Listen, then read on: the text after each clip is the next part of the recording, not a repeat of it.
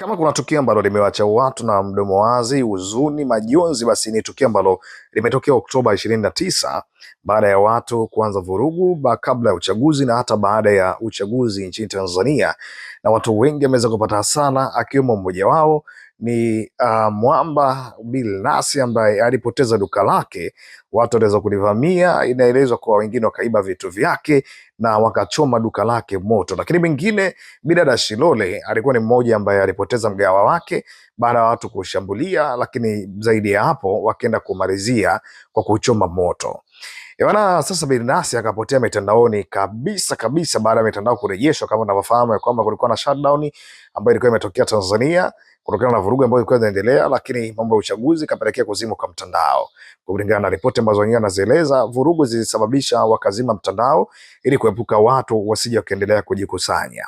Sasa kilichotokea sasa hivi, Billnass ameamua kurejea mtandaoni baada ya kupotea kabisa mitandao ilivyorejeshwa. Yani aliweza kudeactivate akaunti zake kwa muda ili kupata ile amani ya moyo, kwa sababu watu walikuwa wanaongea kila ukipita huku ni Billnass, kila ukizunguka kule ni Billnass.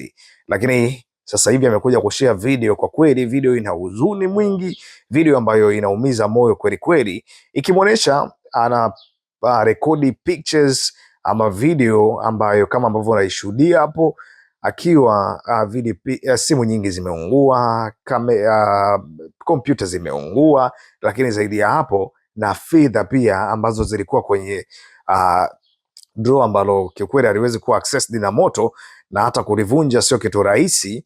Pia zilikuwa zimeungua ama zimeteketea kwa moto kwa kiasi chake, jambo ambalo kiukweli kila mmoja ameweza kulipokea kwa namna yake. Kuna wengine ambao wamefurahia kwa upande wao wakiwa na sababu zao za msingi ambazo wanazijua wenyewe, lakini wengi wameweza kuhuzunika kwa hiki ambacho kimemkuta. Wengi wanasema hiyo ndo faida ya kushirikiana na wanasiasa, lakini wengine wanampa pole kwa hiki ambacho kimetokea. Wanasema imani ya mtu kumuunga mkono kwa chama fulani akisababishi akiweza kufanyiwa kitu kama hicho. Kwa hiyo hiki ambacho kimetokea kwa bahati mbaya kwa Billnass, labda inawezekana zilikuwa ni chuki binafsi tu za watu kwa watu wengine.